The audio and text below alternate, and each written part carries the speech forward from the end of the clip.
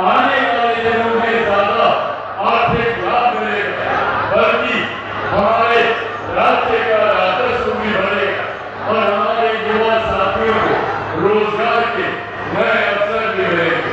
साथियों, आज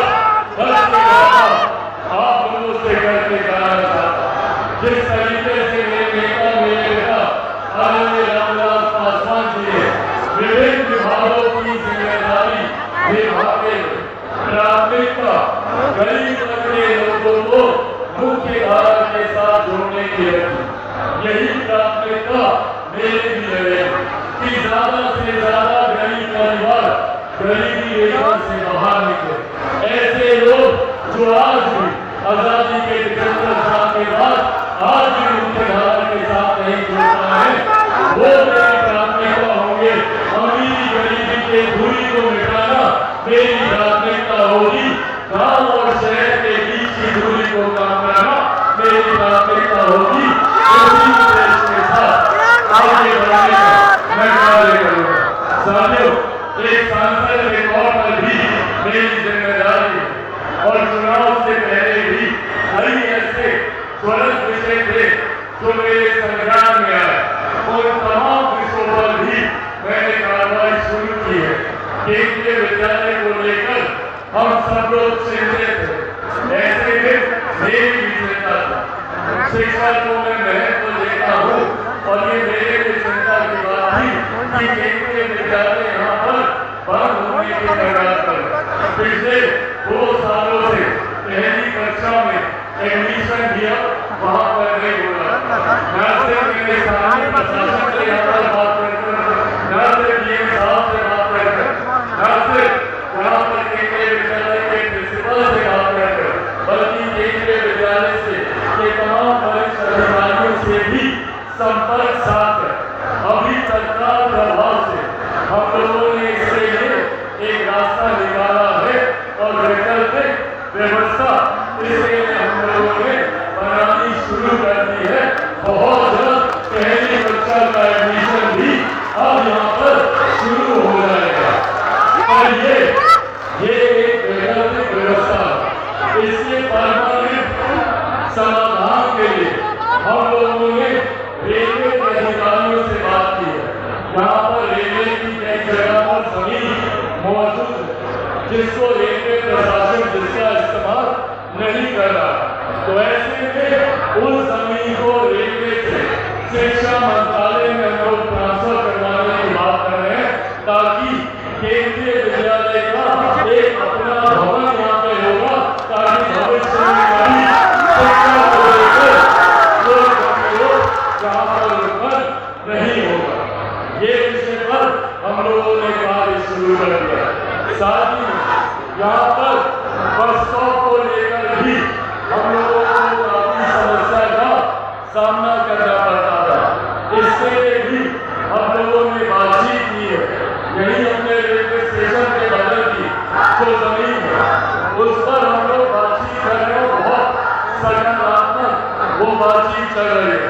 उम्मीद है बहुत जल्द उस जमीन को भी हम लोग अपने हाथ में लेकर उसको भी विभाग में ट्रांसफर कराकर विधिवत तरीके से यहाँ पर बस स्टैंड का निर्माण यहाँ पर हो जाएगा, ताकि आने वाले दिनों में आवागमन में भी किसी को कोई कठिनाई यहाँ पर नहीं है। उसके बाद आज जैसे हम लोग कार्यक्रम कर रहे हैं, वैशाली जिला में हाजीपुर लोकसभा में हम लोगों के पास अपना कोई ऑडिटोरियम नहीं है।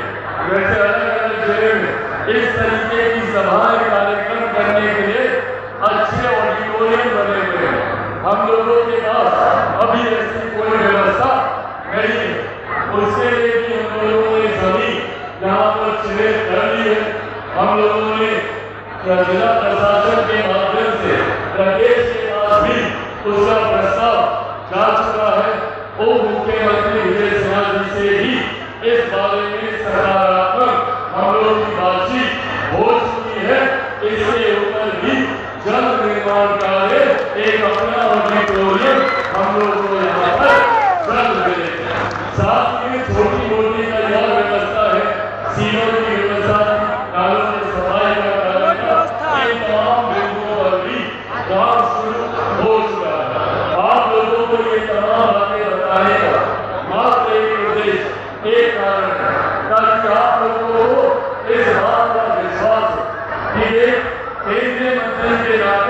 मेरी जिम्मेदारियां अलग हैं, पर एक सांसद होने के नाते मेरी बड़ी जिम्मेदारियां हैं।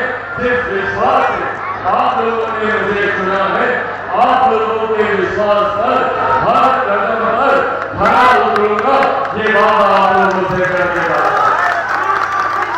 और ये बात भी आप लोगों से मैं जरूर करूंगा कि आने वाले दिनों में हाजीपुर लोकसभा कैसे हम लोग देश की सबसे विकसित लोकसभा जहाँ पर अलग अलग बिंदुओं पर कैसे हम लोग कार्य करें, शिक्षा का क्षेत्र हो, रोजगार का क्षेत्र हो, उद्योग लगाने की बात हो, बेसिक इंफ्रास्ट्रक्चर को कैसे यहाँ पर बेहतर किया जा सकता है, सिंचाई को लेकर, किसानों को लेकर, इन तमाम बिंदुओं पर हम लोगों ने काम करना हम लोगों ने शुरू कर दिया है, ताकि आने वाले दिनों में चौमुखी विकास की ओर हम लोगों की हाजीपुर लोकसभा तीव्र गति से आगे बढ़े।